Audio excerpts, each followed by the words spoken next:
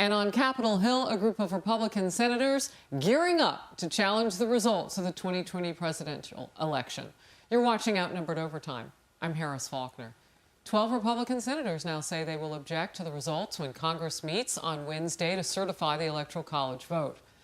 Both Democrats and some Republicans are fiercely criticizing that move, but Senator Ted Cruz of Texas says the backlash is overblown. I think everyone needs to calm down. I think we need to tone down the rhetoric. This is already a volatile situation. It's like a tinderbox and throwing lit matches into it. When I released my statement with 10 other senators, I had multiple Democrats urging that I should be arrested and tried for the crimes of sedition and treason. Now look, that's not helpful.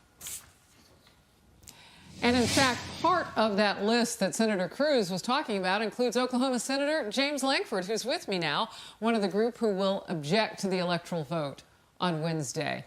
Senator Lankford, thank you for being on the program. I'm sure you could just hear Vice President Pence, and he has said he is on board with all of you and agrees that that objection or objections should be made. First of all, just your reaction to that.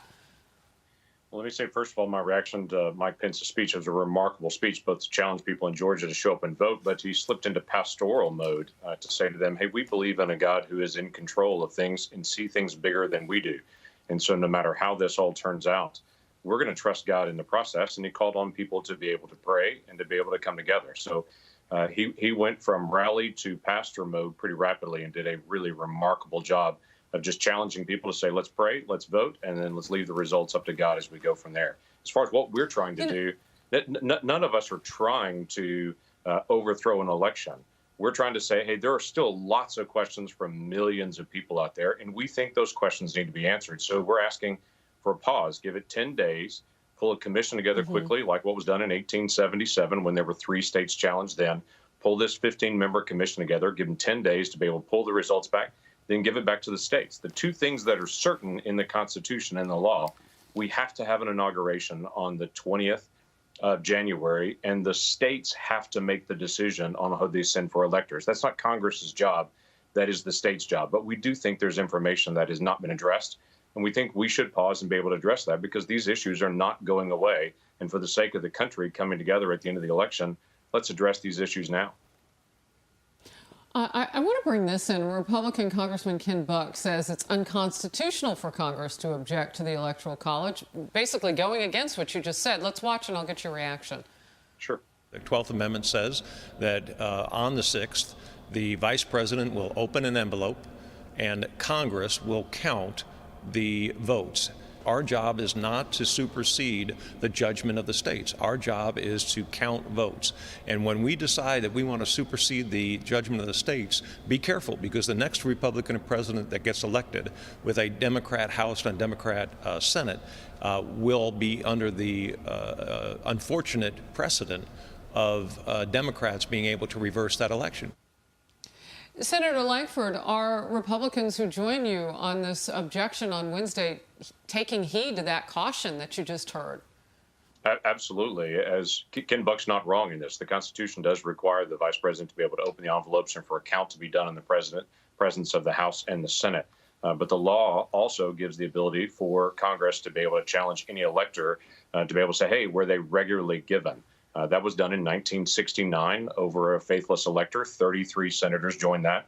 Our republic survived. There was great debate about faithless electors. And quite frankly, a lot's been done about faithless electors since that time period. There have been a lot of changes in the law to be able to make sure that's right. In 2005, Senator Barbara Boxer joined with some House Democrats as well to be able to challenge some of the results in Ohio and said there's not enough voting locations in minority urban areas that they're disproportionately blocked out, where they have long lines in minority areas and they don't in other areas. Many states paid attention to that. They made changes. We're challenging in the exact same way that was done in 2005 and in 1969 and saying, can't everyone see the issues that are out there with the election? We're not trying to overturn an election. We're challenging it and trying to wake America up and to say to the people that are saying there are no problems here, move on. There are problems with the election, and let's work to be able to actually resolve these. And if there are unanswered questions, let's get them resolved before January the 20th, because the worst case scenario for the country is the truth comes out on April the 2nd. That's our worst case scenario, where long after inauguration is done, truth starts bubbling out and everyone says, oh, now what? So we're just challenging for a commission to say, let's deal with unanswered questions. We're not trying to break from any kind of constitutional precedent or things that have been done in the past. But we are trying to say, honor the people who still have questions, and there are millions of them. Let's get those questions answered for the sake of unity in the country. Real quickly, and it's got to be quick because I know you've got to go back. I'm just curious, as you're having all of this happen right around the time of the Georgia Senate runoffs, are you worried at all? Because you heard Vice President Pence telling people to go vote, don't just sit home. Are you concerned at all that all of this discourages people from believing in the process in the first place in that state? Yeah, there's been plenty to discourage people already through the process over the past several months. And it's not just been the past several months. It's been months and months as we walk through the pandemic and states have changed rules and there's been things that have been altered in the process that people begin to be unsettled about the election because things aren't normal right now, to say the least. And there have been lots of questions that have been raised. My encouragement to people of Georgia is go vote, go show up. There's a lot of people paying attention to this, as the vice president mentioned. There are a lot of people watching. Go vote. Senator Lankford, thank you for taking the time today. Important day as we get ready for a Tuesday and Wednesday that will be quite historical, history-making. Good to see you. Thank you.